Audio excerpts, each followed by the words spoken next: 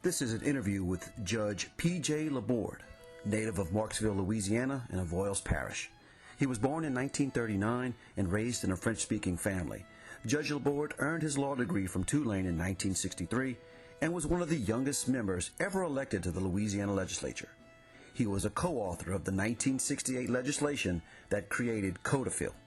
In this December 2020 interview, Judge LaBorde and historian Jason Theriot talk about the history of this monumental legislation and its impact on the preservation of the French language in Louisiana. Tell me about the events and the people that led up to the CODOFIL legislation. Well, as you as you well know, back at that time we were very isolated. There wasn't the 24-hour news. There wasn't anything for us to be aware of anything other than our little community, our little school, and our little church. That's all we had. So the whole life of this little community of Bartlemville that I was telling you about revolved around those two areas. There was, of course, the family, and then the church, and then the school. We, as kids, as a kid, I learned. I was raised as an only child. I had one sister who was 16 years older than me, but she was gone by the time I was born. So, as you can surmise, that was a mistake. But I spoke French all my life. I learned French from my mom and my dad. I spoke French at school, with the people who did speak, and we got punished from time to time because it was considered some kind of a lower class person that spoke French. But we didn't think we were. We thought we were pretty normal because that's what everybody else did. So upon leaving that area in 1957 and coming to Lafayette, I oftentimes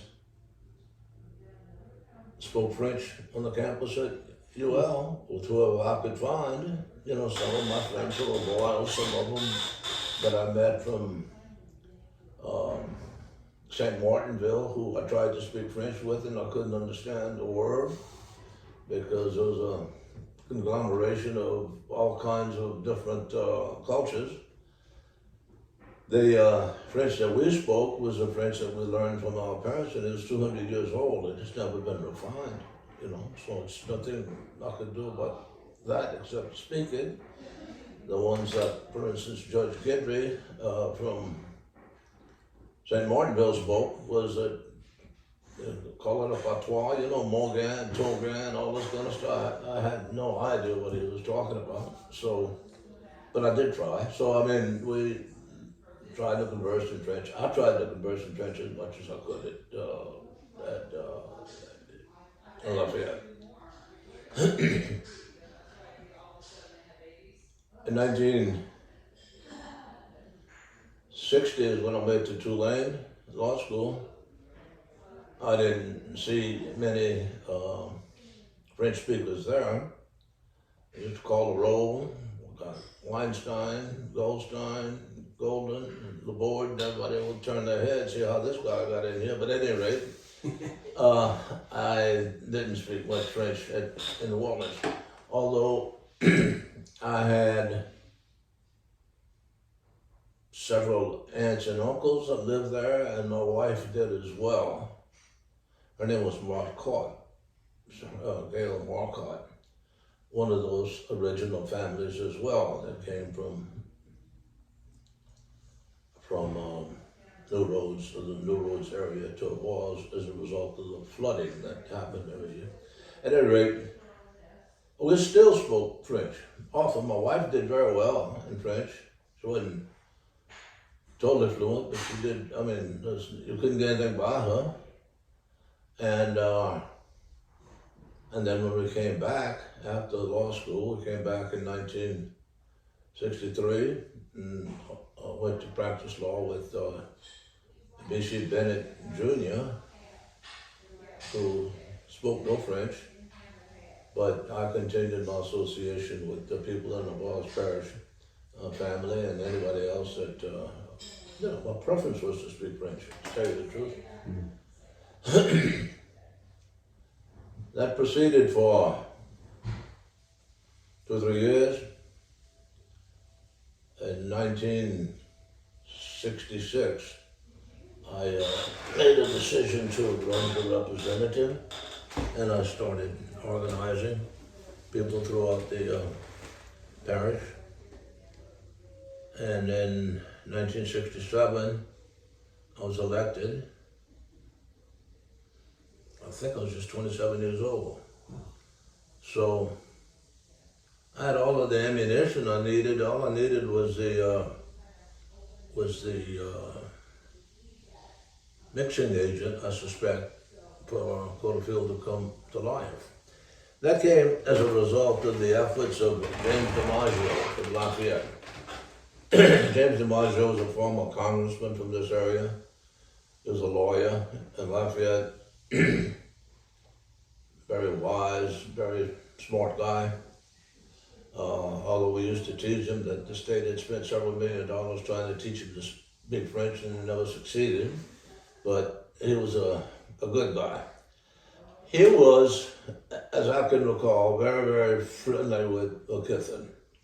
This was McKithen's second term. He'd been a supporter of his. And it was Jimmy DiMaggio's objective, his dream, to do what was done, the Council for the Development of French in Louisiana. We were just enablers, we were just people who supported his dream. So that legislation was prepared. I don't remember how many authors it had, but we coordinated very carefully and very thoroughly with as many members as we could. But you have to understand that people from Mendon and Shreveport don't have much interest in preserving the French language.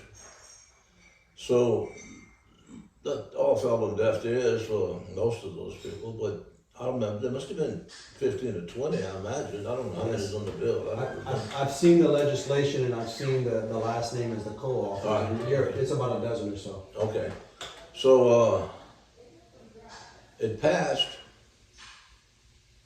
I remember that the principal people in my little group, everybody had a little group in the legislature. I was a little bit behind because this is McKithen's second term, and I came in during his second term, and I was 27 years old, so I wasn't a part of any organized group, you know what I'm so to speak. But the people that I participated with people like Dickie Bro and Dick Guidry from by Lafourche, and Sonny Mouton here from Lafayette. They don't all come to mind right at this minute, but the legislation was eventually prepared and passed. And I remember that shortly thereafter, we had an invitation from some people in Canada to visit, to try to begin this idea of hopefully getting teachers and industries mixed so that we could participate or continue to participate and preserve the language. Well, the first, they call it a cultural exchange. I wasn't any culture in it, but the first group that went to, or the only group that I know of that went to Canada, and that I'm not sure, but it was 68 or 69, was Governor McKithen, his publicity guy, Gus Weil, who was his main man, Chief Justice Theriot from St. Martin Parish, Louisiana Supreme Court, Dick Guidry, Barry Segura from New Iberia. Did Perry speak French? And myself. Did Perry speak French? Yeah, Parish speaks French. He'd be worthy of an interview. He's getting pretty old, but he's doing very well. He's in good shape. That was the first group. We went to Toronto, if I'm not mistaken. I had some meetings with French officials there. Then we went to Quebec City and did the same in that area. And then came back and we just kind of continued promoting the legislation and the intent of the legislation in any way we could. I can't give you specific examples of what was done, but I know that we had every parish, they had French-speaking people that had a chapter of CODOFIL, the informal organization, and we would visit those. And Jimmy DiMaggio made his same crossroads speech every time. You know, he said the French language is gone and we don't have any money, and it was always you could repeat his speech, but he was really, really interested in preserving the French language. And I have no idea where the DiMaggio name comes from. You know, I mean, I have no idea, so I don't know what's the interest. I had the opportunity to spend 17 years in the Court of Appeal later on with his brother, Jerome DiMaggio, who used to be mayor of Lafayette, who spoke some French, but very little, more than his brother. Judge Guidry spoke French. Not very good because it was a patois. Judge Foray spoke French. He was from Belle Platte. I don't think Ned Ducey spoke French. And those are the only ones that I recall. But it's just a continuation of what we enjoy, what we like, and what we do. I spent 3 years in Spain building some vessels and learned how to speak Spanish. Not wonderfully, but enough to buy bread and cold beer. But my preference is still, and I have the opportunity still to speak French, even today. So you got a long history there. I imagine you can fill in whatever you want with that little book that's over there. And if you have any specific other questions, I'll be trying to answer them. Thank you for that. That was great. So I'm kind of curious about maybe others involved. My understanding is that prior to CODOFIL, there was a growing interest in creating these festivals in the various parishes. And amongst one of the goals of the festivals is to promote the Cajun culture, the Cajun heritage, or the French-speaking language, sort of a combination of all that. And you can go back to the Dairy Festival in Abbeville, which may have been one of the first ones in the early 50s, that was largely, my understanding, influenced and led by Roy Theriot, which is a name you're probably familiar with. I know Roy was a World War II veteran as well. Talk a little bit about, if you can put yourself in that time frame, other than the handful of guys that you mentioned, who else might have had an influence on pushing forward this language preservation movement up to 68? One name I'm not going to remember, but you have to understand that even in 1967, we were almost cloistered as communities and as parishes. There wasn't this exchange of ideas from Afghanistan or from Iraq or from France or anywhere else, you know, I mean, it just wasn't. You're still a little group within your own area that you were familiar with and that you're comfortable with. I suspect, I can't be 100% about it, but I suspect that everything that took place, whether it was a church group or a school group or everything that was organized by French-speaking people. especially in the low part of Avoyelles Parish. Now, did they do that with the intent of promoting the language? I don't have any idea. Did they succeed in promoting the language? It's pretty clear. So I can't tell you that a festival, the Cattlemen's Association or the Swine Association or the parish fair that we used to have every year, we would go and have all the schools would get together and go to Marksville for the Avoyelles Parish Fair. I mean, I remember that since I was 9 or 10 years old. But was that intentional? I can't tell you that. Yeah. What about other sort of ethnic traits associated with Cajuns and French, like the music? You know, a lot of people, even scholars, point to the Balfour brothers and Dewey Balfour going to this folk festival in Rhode Island in the 50s as the first time that Cajun French music was exported out of the state, and what that did to bring attention to the music that's spoken in French and written in French and played by French musicians. Did that in any way, do you think, have some kind of influence on the sort of the preservation movement of the language in the late 60s? Well, I'm going to shock you now because I personally am not musically inclined, so there's not much I can help you with there. I'm sure music was part of each and every one of those festivals. I'm sure music was listened to by the local radio station that gave the news in French at 5 o'clock in the afternoon and the death notices and stuff like that. But one of the people that was very prominent at that time was a guy named Marion Marcotte. I don't know if you ever heard of him. Marion Marcotte was my wife's uncle.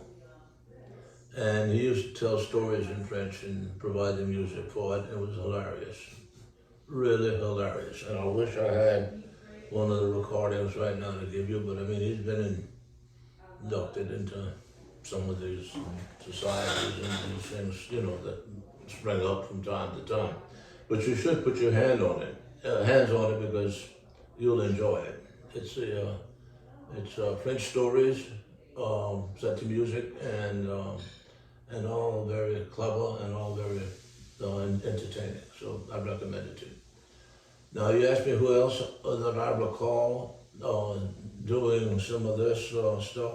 The editor of the local newspaper in Avoyelles, Randy DeQueer, had a very big interest in the historical beginning of actually it may be more of what do you call people that check histories of other histories of people. Whatever, he's done a lot of work from from the original settlement. His people were one of the original people that came to New Roads directly from France. And he did a lot to preserve that. Not only did he do it, but he's amassed quite a collection of all of these people, you know. So kind of followed him through the Nelson grimoires and compiled a lot of things. He's written on about there's I want to say the people of Avoyelles or something like that, you know. He's done a really good job tracing the history and then putting together the historical families and bringing them up to date. So if we take your community, Avoyelles Parish, particularly Marksville and borderline areas around there, let's take Marksville as a bigger town. What is the population of people who spoke French when you were 8 years old, which would have been about the 40s, right? I don't know. I know that I was born there at the hospital, but I didn't move to Marksville until 1962. Okay. So I can't answer. I can tell you that, and when I did physically move there, that most of the people that I knew spoke French. And in your little town that you grew up in? Almost all. 90%? Yes. Yes. They all spoke French. They all went to the Catholic Church. They all knew how to cook. all knew how to enjoy themselves. They all had the ability to laugh at themselves and work hard and all and contribute to their community. They're all very, very similar people. Now, what did your parents do? My daddy, my daddy was it's in there. When I was born, he was a foreman on a ranch there, Rexman Plantation. And then later years, he went to New Orleans to work, and during the war years, he worked for Higgins Shipyard, and then he worked for Avenue Shipyard for years as a crane operator. Okay. And he would leave during the week and work, and then come back on weekends on a bus and spend, this pretty Long commute. difficult life. Huh? Yeah. My mother was a homemaker. She was very, very bright. It's just me and her. We were born together. I grew up just with my mother because my daddy I saw not too frequently. And that story is in there too. So I wish you'd seen that before. However,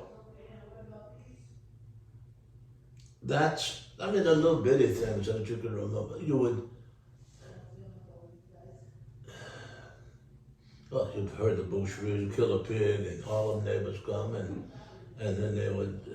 That was a gathering, a celebration. It was hard work, but it's kind of a celebration of the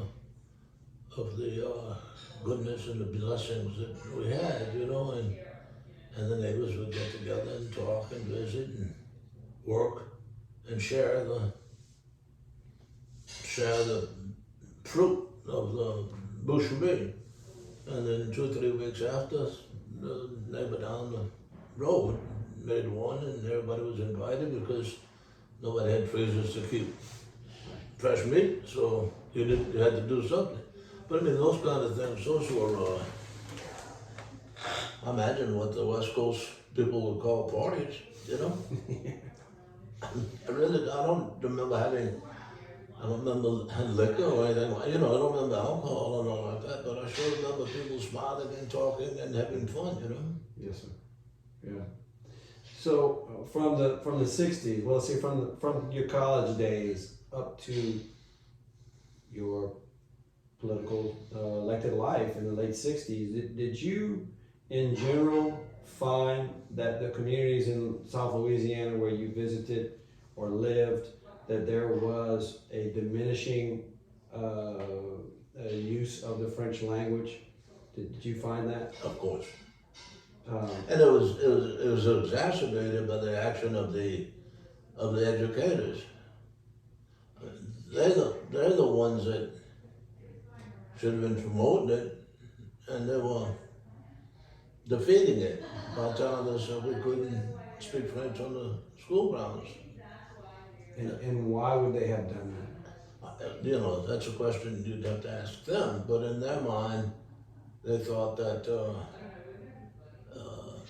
some lower echelon people who spoke French, it was done in I don't think it was intentional, but it was done kind of in a derogatory way, because all of these people were the same community, the teachers were the same people. Maybe there was an edict from school board. I can't tell you why they did it, but it was, and sometimes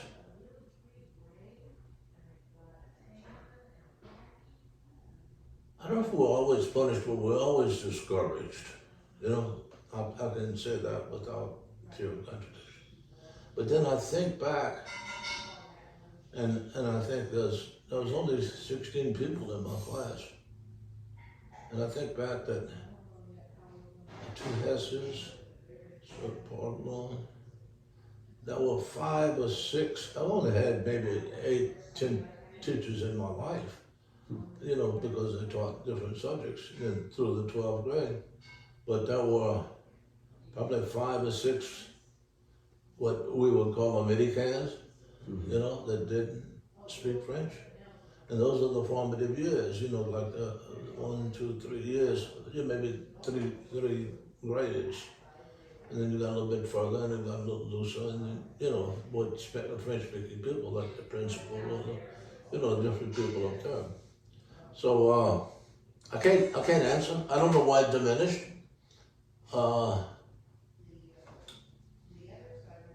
I really can't put my finger on it, other than it was discouraged. And by whom, you know, what the authority was, I don't know.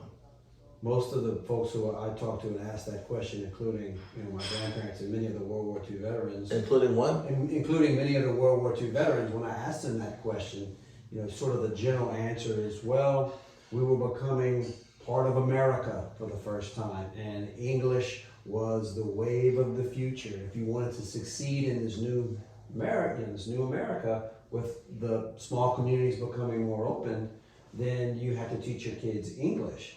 And it's so fascinating if you look at like your generation and slightly before, those folks who were ridiculed in school in the 20s and 30s, by the time they are of age to appreciate this loss, they suddenly almost hit a panic button and say, we've got to do something. Do you get a sense that in general of the French-speaking community and the leaders of the movement really saw that it was now or never, like we've got to do this now? Was there a real urgent push to do that? Well, obviously it was an urgency. I mean, the movement culminated in the legislation. Mm-hmm. So obviously guys like Jimmy DiMaggio and Sonny Mouton, who couldn't speak a word of English, a word of French, you know, they did it for their people that they represented, you know. And for us, it was very easy. I remember I gave a medal. French have a big propensity to strike medals. I don't know why, but after our trip to Canada, I was elected the first, whatever they call it, chairman of the French-speaking people of Louisiana. Wow. And I had a medal struck. I don't know what I did with it. I do know, I gave it to Warren Perrin. Have you seen it? I have not, but it's probably at his museum, right? Yeah, it is. So I don't remember the year, but it was all a part of that same movement, you know. Can you tell me any funny stories or anecdotes about maybe some of the characters, yourself included, in the halls of Congress, or you know, in the back rooms, some of the use of the French, and whether or not it's the slightly more cleaner version of French that you grew up with, and the mixed patois down the bayou that the Guidries and the others grew up with? You got any funny stories about that you could share if you can remember? A lot of funny stories, but some of them you'd have to turn the machine off. We have to edit. I was just thinking of something the other night, how much has been lost. My wife and I used to talk French, and I would tell stories that I'd heard in French to her, and she'd laugh. And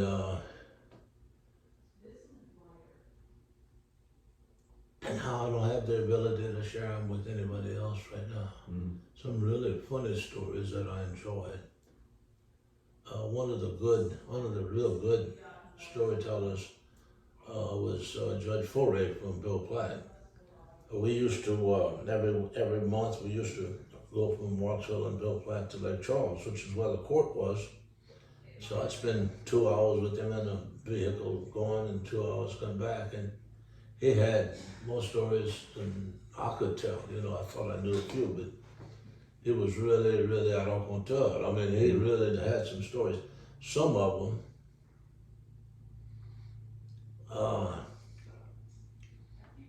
well, they're all true, but I'm sure some of them you don't want to repeat. Gotcha. But what about the dynamics between, and this would have been in your experience in the legislature at the time of CODOFIL, starting CODOFIL, and then the years that preceded. What can you talk about, I mean, aside from the particular patois, sort of the dynamics between the traditional French speakers and the Cajun French speakers? Was there an obvious difference? Was there ever any animosity? Did they pick on each other? Talk a little bit about how those two groups of French speakers kind of either worked together or. Well, it wasn't until the only people that I was associated with in my whole life were the ones that came here, from France and ended up in Bordeauxville, okay? Those both families, my daddy and my mama. So the French that was spoken there there was no Cajun French there. It was just the French that we were taught by mouth. I don't remember as coming up any distinction when I first learned of the Cajun expulsion. You know, I don't know, I can't tell you when I first was aware of that. I can't tell you if I was in the 10th grade or the 12th grade or the no grade, I don't know. But I always associated the difference, this is maybe funny to you, but I always associated the difference in the cultures with the people I knew and the people who I loved and came from Sunset and Opelousas and those areas that plant sweet potatoes in Avoyelles Parish. Now, how ludicrous was that? But that's the way I had differentiated them, you know, that's in my mind. And they were absolutely wonderful people. I mean, but did I ever hear of any snide remarks or any put downs or anything like that? The answer would be no. So no coon-ass remarks in the. Pardon? No coon-ass remarks from. No, I don't know why you would make that to be. I don't know who would be prompted to make that. To tell you the truth, Yeah. Why would I make it? You know, why would I tell anybody who enjoys speaking French with me that it's not okay just because you learn your French in a different place? You know. But culturally, there had to be some distinction, right, between those folks down the bayou, or those folks that lived out in the prairie, and people who spoke traditional French, like you did, with ancestors that came directly from France. Was there a distinction made, either directly or indirectly, during the development of CODOFIL amongst the legislators and the supporters of that? Not that I recall. Okay. I think we'd all been almost homogenized by then, you know. Well, I mean, why would anyone exclude anyone who spoke French if that was your preference? I remember when I lived in Spain, one of my friends was a French teacher, and in the Spanish school, she was a professor. Actually, wasn't my friend, it was a friend of our neighbors, but she used to come visit oftentimes, and she'd make me sit down and talk to her in French. And I said, well, why are you doing this? She says, well, I feel like I'm talking to somebody 200 years ago. You know, I feel like I'm talking to a 200-year ghost. And I said, well, what do you mean? She said, well, everything I understand is from a language that's 200 years old. I said, well, it certainly hadn't been refined. You know, who had nobody to refine it, you know? And she'd start trying to teach me some things that were better. But hell, I never had any trouble. I'd go to Paris, I'd go to anywhere in France, and always was understood. You know, I always got what I wanted. I may not have used a refined language, but I sure made my point across, you know. So that was very interesting for her. She was tickled by that. She said, I feel like I'm talking to a ghost. I've heard that before. Huh? I've heard that before from others, you know, that longevity of the language and the particular sounds of it. Yeah. What about amongst the legislators? Would you guys talk French amongst each other? Sure. Dick Gator was my close friend. After the legislature, I went to work with him to do some charters in the offshore business. I ended up forming a company in Spain. Talk French to Dick and anybody I could down the wire all the time. Dickie Bro. There's not that many left, you know. I mean, there's not many left in the last Well, Dick Gidry died about 4 or 5 years ago. I had a good friend by the name of Bertman Pete. We never ever spoke English. He's died. He's dead. Dickie Bro and I spoke French often. I don't know who. I don't know. I mean, this is all you pushing me to remember all these things. A few years ago. I was born in '75, so that's 7 years before I was born. Tell me about what you think was the original purpose of CODOFIL, like the main goal, and then how did that kind of change over the course of the next 15, 20 years, ultimately leading to the French immersion programs that came out in the 80s? Well, succinctly stated, the main objective was to preserve the language. But I think the first discussions were all, how do we do it?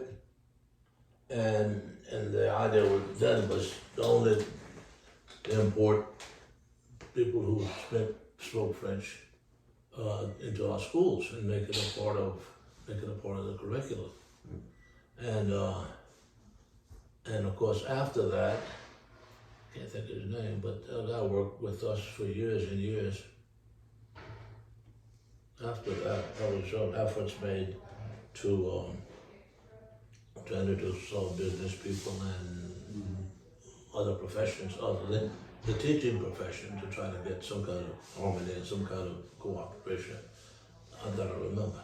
Tell me the name of the guy who held the program here for 100 years. Please, tell me his name. William Conrad? No. Carl Brasso? No. Philip Gustin? No. He was from Belgium. Oh, okay. Okay. Okay. I mean, he was the original guy. There's a guy named Leo LeBlanc. Okay. Oh my God, how can I went a couple of times to Paris after that and went to the... So the objective... How you all doing? Would you like coffee now or water? I'm fine, thank you. I'll take some coffee. You want coffee? Okay. So the objective was to reach a younger generation through education first. Well, what else could that be? What about the older people or people your age who spoke it fluently? Was there ever an interest in preserving that, whether it was recording it or continuing on? I know that some of the newspapers had shifted over to English. The radio stations had shifted over to English. Did you see that with the founding of CODOFIL? Did that kind of switch it in the other direction, where now more people wanted to start speaking French? Was it more prevalent on TV and on advertising, or was it less? Well, I never saw that much on advertising except the local radios that you hear from Eunice or Marksville or something like that. But for years, I've been doing interviews by different people. Thank you. Thank you. In French. They'd come to my house and whatever the specific purpose was, whether it was agriculture, whether it was something else, And I can't think of the guy's name. It was here in Walksville, but he was a really nice person. How can I forget that?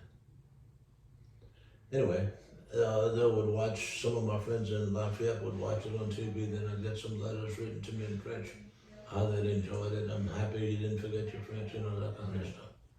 Matter of fact, the other day I was looking through that because I was trying to manage that little book with Olivia, and I went through 70 years of pictures and newspaper articles and stuff like that. So that's, some of them were included in there, you'll see. That's good. What was there? Let's say, a shining moment that you can recall during the whole debates about whether or not the state should set up this new office of French preservation? Was it a close vote, like you mentioned, some of those non-French speakers? I would assume that this went through there wouldn't have been a cultural tourism. What would have been the group that you guys would have been involved in if we had pushed this forward? You're talking about after the legislation? What group within the legislature passed that act? The main group was Jimmy, who wasn't a member of the legislature, but the main authors would have been Nick Gidrin, Perry Segura, and me, and some names that I can't call off the top of my head. You know, I'm sure Angel was in there. I'm sure Broussard was in there. I just can't call them out. Do you remember what committee the bill would have come out of? I don't think there was a cultural division in '68. Maybe I'm wrong. No. If I'm not mistaken, the governor's committee was Judiciary B, and Dick Guidry and me and Dickie Brohall was there. So anytime we wanted to get something going, we passed it through there. So this was There wasn't any revolution of any kind by the non-French speaking people against this. It was just, it's not interesting to us, you know what I mean? well, there was money involved, And right? you took it away from the state, right? Yeah, which I'm sure at the time wasn't a huge sum. The state was probably doing pretty good in '68. The economy. How much was it? Do you remember? I don't know. I don't. I mean, it couldn't have been. You know. It wasn't a great amount, Yeah. because we were very cognizant of that. We were very frugal, Right. Not like today. not to charge it, knowing we could come back, you know. Yeah. So the bill goes into effect. It gets passed. You know, did you guys have a signing opportunity? I mean, was it talked about on the TV? Was there, you know, sort of a general interest amongst people in Baton Rouge or elsewhere? Hey, look, you know, we finally did something, and now we have to actually implement it. I can't answer that because you mired in a legislative session and you don't know what's end is up half of the time. The only time that I saw that I recall was real publicity was when we went to Canada. It looked like everybody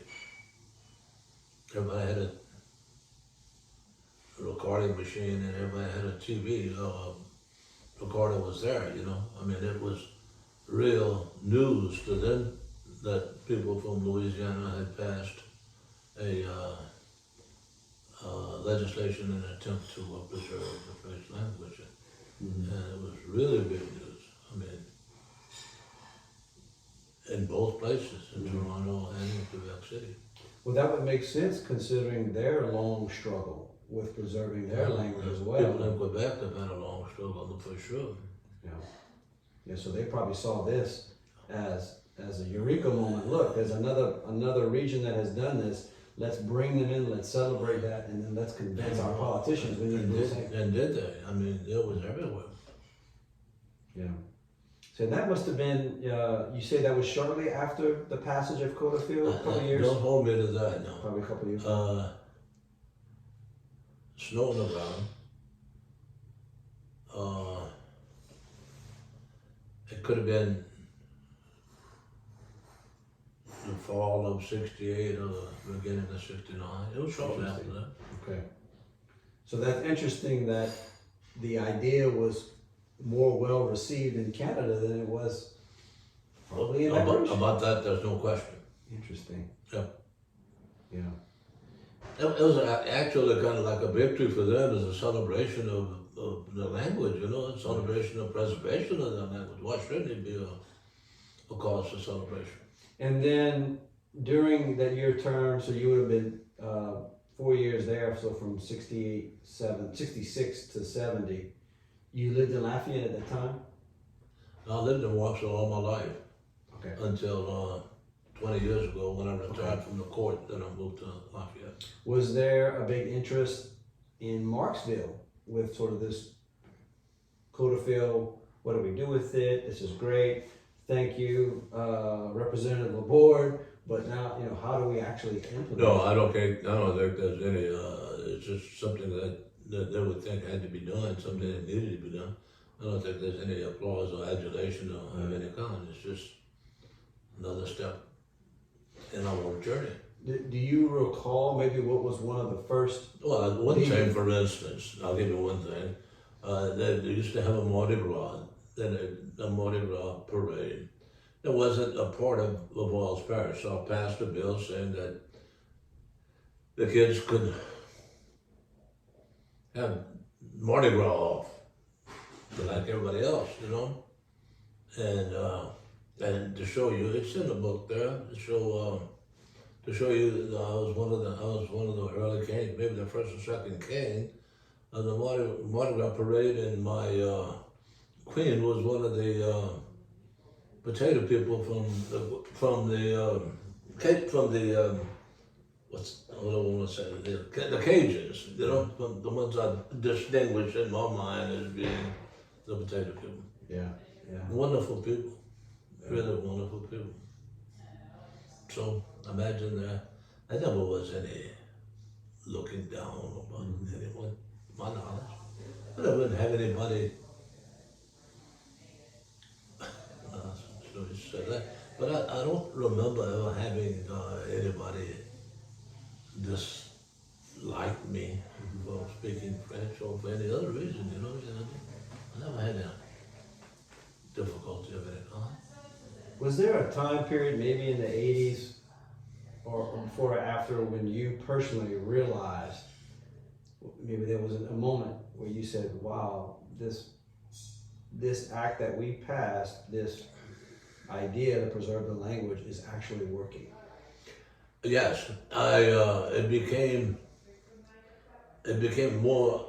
magnified when I would go to different places and see these school things, French immersion, open a newspaper somewhere and see, French offered in New Orleans or Baton Rouge or wherever it was, So I did see there was,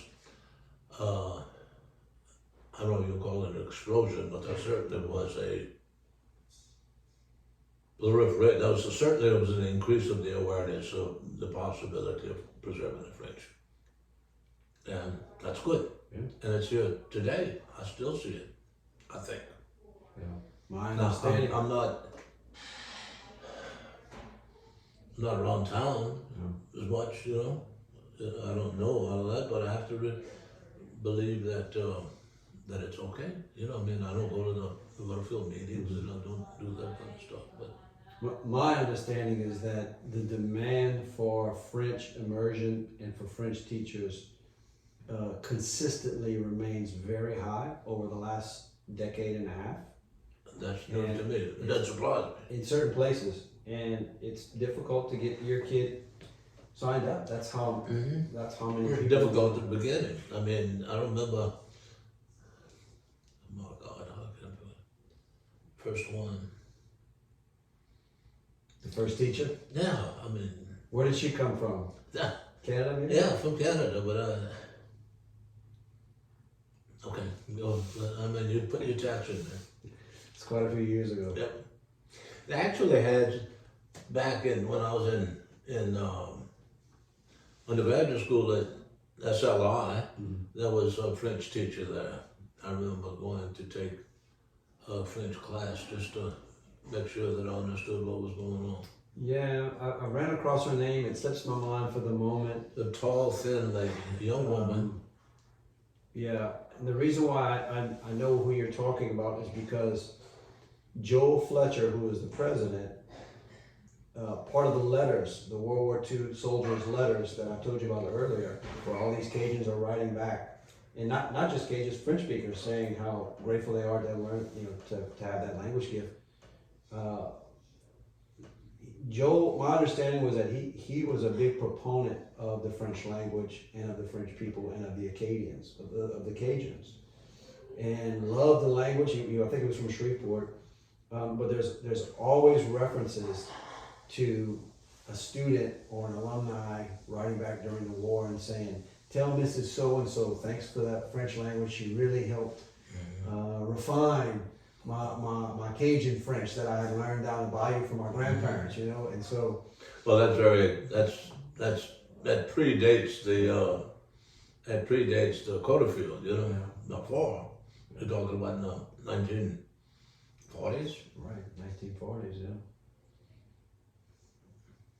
Well, if we had more time, I'd tell you more stories, but I would like to share some letters with you. I'd love to see it. As I've got, like I said, I've acquired through the Joel Fletcher papers.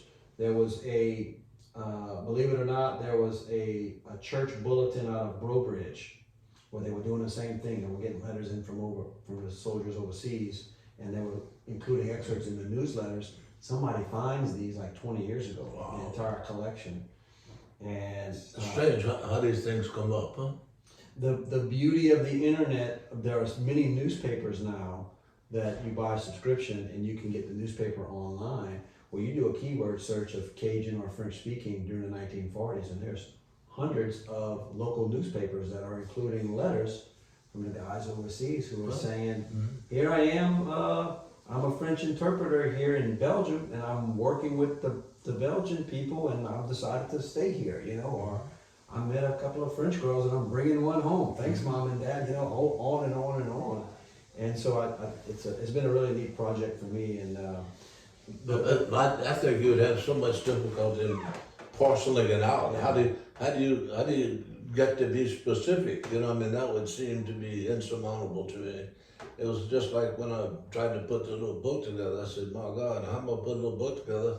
But she had an outline of what she wanted to do, you know, and did, and it worked very well. But I don't envy your job of trying to articulate that which you're searching for. Yeah. Well, thank you. And I do think that at the end of the book, I do think that there was a role that these people played in that cultural preservation movement all the way up to '68. So your interview here really kind of helped flesh some of that out. So I appreciate it. I want to recommend to you that at your leisure you read a little book, and some other things may spring out to you that may be of some importance. And if they do, I'd be happy to fill in the blanks for you. So. Thank you, Judge. All right. Really appreciate it.